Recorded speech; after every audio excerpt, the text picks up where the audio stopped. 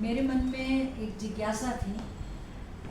आप as astrologer आप उसका समाधान करिए। हम बच्चों को सिखाते हैं कि कर्म करिए, तो कर्म और भाग्य का क्या रिश्ता है? क्या एस्ट्रोलॉजी उनको बता सकती है कि वो कितना कर्म करें, या कर्म और भाग्य का क्या रिश्ता है? देखो, एस्ट्रोलॉजी को आप ये मानिए कि एस्ट्रोलॉजी एक कर्म और भाग्य के बीच की कड़ी है। क्योंकि कुछ लोग कहते हैं कि भाग्यम फलति सर्वत्र न च विद्या न पौरुषम, और महाभारत में कहा है कर्मण्येवाधिकारस्ते मा फलेषु। तो इसके बीच में एस्ट्रोलॉजी क्या करती है? एस्ट्रोलॉजी को आप समझिए कि वेदर है। जैसे इसका एक इस तरह का मानिए कि आसमान में आपका वेदर है कि क्लाउड्स हैं। आप घर से छाता ले जाते हैं इस पॉसिबिलिटी से ले जाते हैं कि आज बारिश होगी। बारिश हो भी सकती है, बारिश नहीं भी हो सकती है, लेकिन बारिश होने की संभावना ज़्यादा है, इसलिए आपको छाता लेके चलना चाहिए। 100 में से 90 इवेंट्स ऐसे हो सकते हैं कि बारिश हो रही है, 10 इवेंट्स ऐसे हो सकते हैं कि नहीं।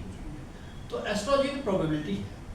कर्म तो प्रधान है, बिना कर्म के कुछ नहीं। उद्यमे नहीं सिद्ध्यन्ति कार्याणि न मनोरथे, नहीं सुप्तस्य सिंहस्य प्रविशन्ति मुखे मृगा। उद्यम से ही कार्य सिद्ध होते हैं, मन में सोच के नहीं होते हैं। सोए हुए शेर के मुंह में कभी हिरण नहीं जाता। अब भाग्य का बात है कि बहुत सारी बात सामने आती है, मैं इतनी मेहनत कर रहा हूँ, उसके बाद भी सफलता नहीं मिलती। अरे ये कहाँ से जॉब आ गई, और ये कहाँ से मेरा लक ने काम कर दिया। ये सारी बातें कुछ ऐसे आपस में फाइन ट्यून है कि हम 3 चीज़ को साथ में लेकर चलते हैं। एक law of attraction and manifestation, जिसको कहते हैं आकर्षण का नियम, और दूसरा हम कहते हैं कर्म, कि हमारा कार्मिक इन्फ्लुएंस, और तीसरा एस्ट्रोलॉजी। तो उसको आप इस तरह से समझ लीजिए जैसे संगीत की लिपि है। तो संगीत में आपको सारे गामा बाधा ना लिखना है, और आपके सामने एस्ट्रोलॉजी एक म्यूजिकल इंस्ट्रूमेंट है। कार्मिक क्या है? आपकी संगीत की लिपि है। आपको एस्ट्रोलॉजी दे दिया म्यूजिकल इंस्ट्रूमेंट। आपने म्यूजिकल इंस्ट्रूमेंट कौन सा आपको मिला और आपने कैसे प्ले करना है, लॉ ऑफ अट्रैक्शन। जी, बहुत सुंदर। तो इसलिए आपको अगर एस्ट्रोलॉजी की नॉलेज है तो आपको पता है कि आपका शनि कमजोर है तो लोहे का काम नहीं करना है। आपको पता है कि मार्केश की दशा आ रही है तो अलर्ट रह जाना है।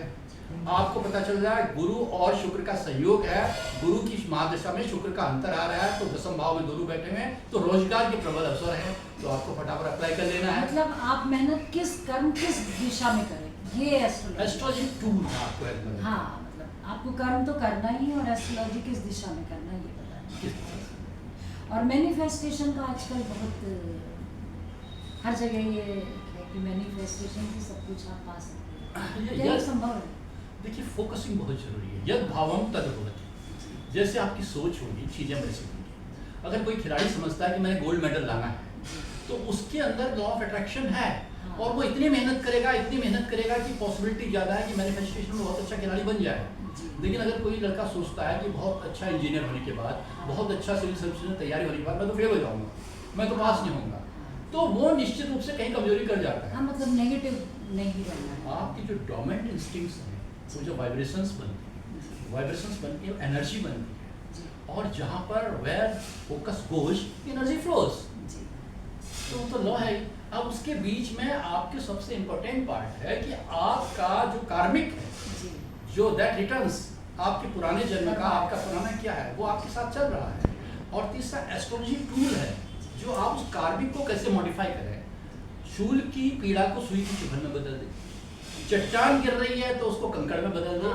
ये आपका लॉ ऑफ अट्रैक्शन और मैनिफेस्टेशन है। जी। तो इसलिए मैनिफेस्टेशन इंपॉर्टेंट है।